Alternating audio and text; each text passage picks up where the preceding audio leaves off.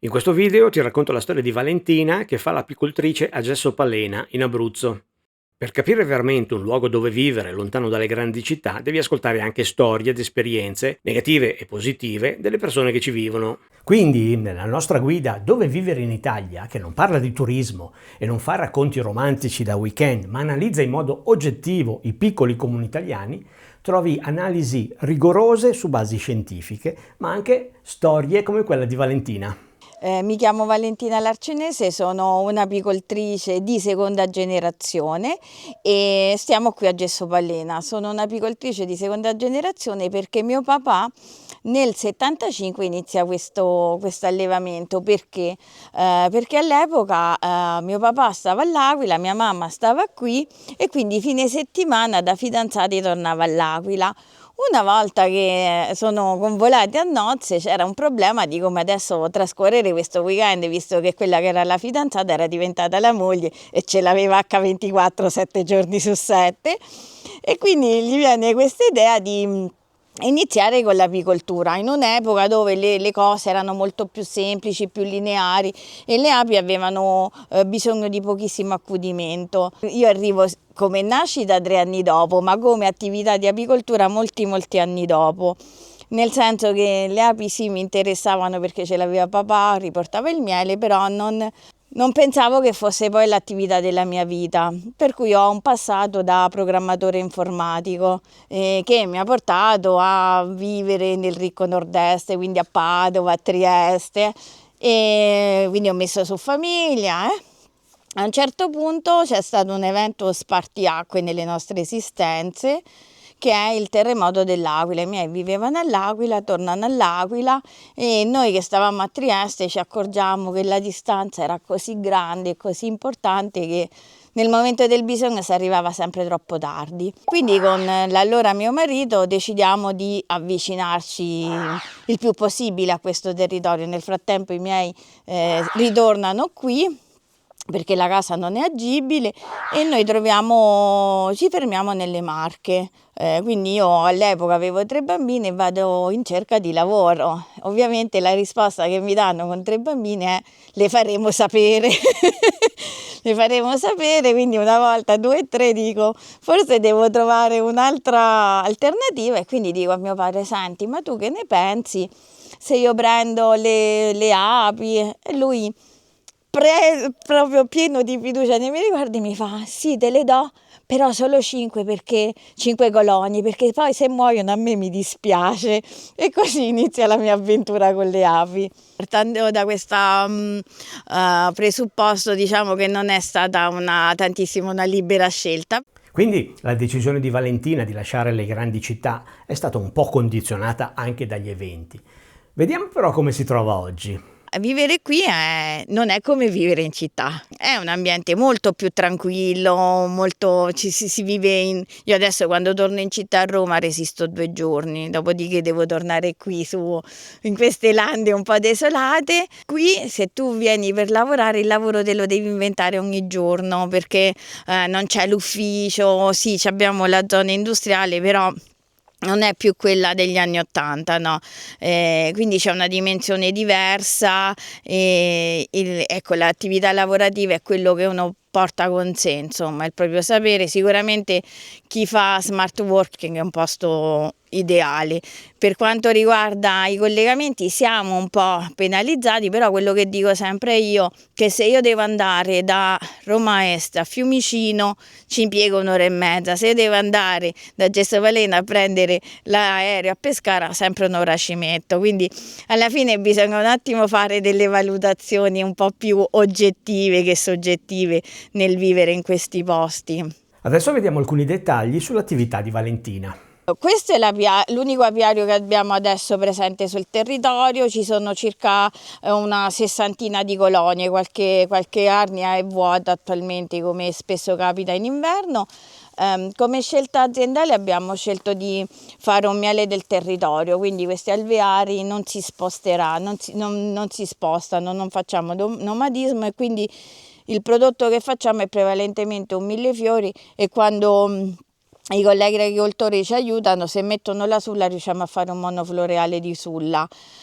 Ci piace la scienza e quindi partecipiamo spesso e volentieri a progetti di ricerca. Questa è stata per 3 anni una stazione di biomonitoraggio ambientale. Queste sono 3 arnie tecnologiche che a cosa servono? Servono per monitorare i pesi, quindi sappiamo se stanno stivando miele, se le colonie stanno crescendo, e poi c'è tutta una sensoristica che stabilisce la temperatura interna, l'umidità.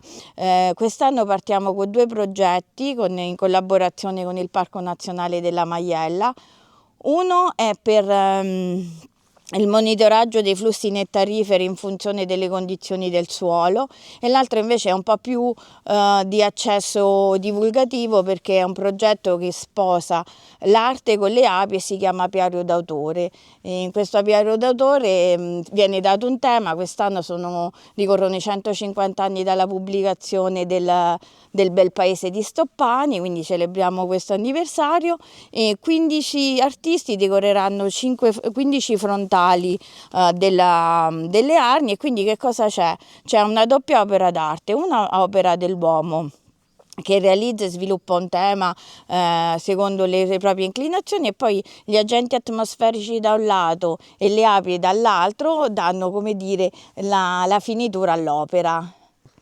Noi facciamo vendita al dettaglio, quindi vengono in azienda, vengono a casa, e tra l'altro come azienda aderiamo ad un'iniziativa che si chiama Mielerie Aperte.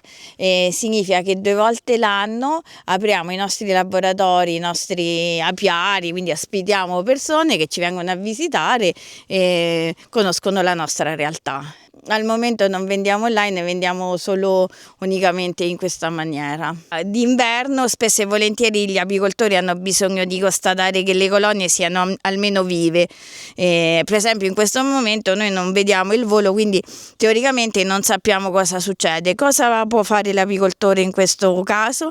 Bussare, e una volta che si bussa la colonia all'interno emette un suono, quindi adesso proviamo a fare questa cosa.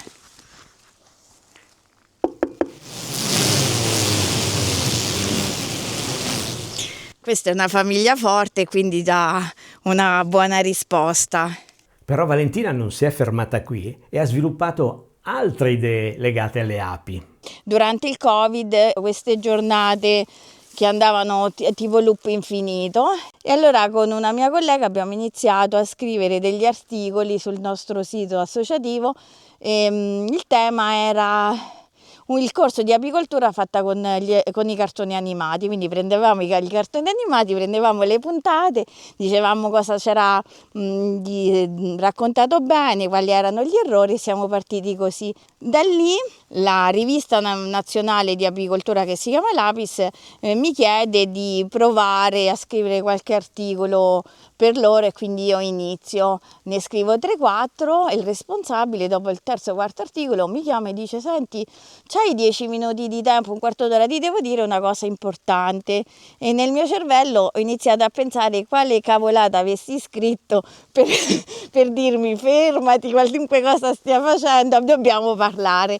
Non avevo sbagliato niente, mi propongono di scrivere un libro, quindi ho scritto per loro un libro di biologia delle api che si chiama Meccanica dell'alveare, sottotitolo è La biologia essenziale dell'ape mellifera, e da lì è partito tutta un'altra lunga collaborazione, per cui io ancora scrivo con loro, faccio parte della loro redazione attualmente, e racconto spesso e volentieri della biologia delle api.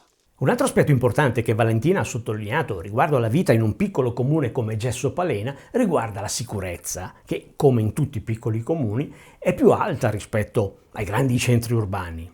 Ascolta.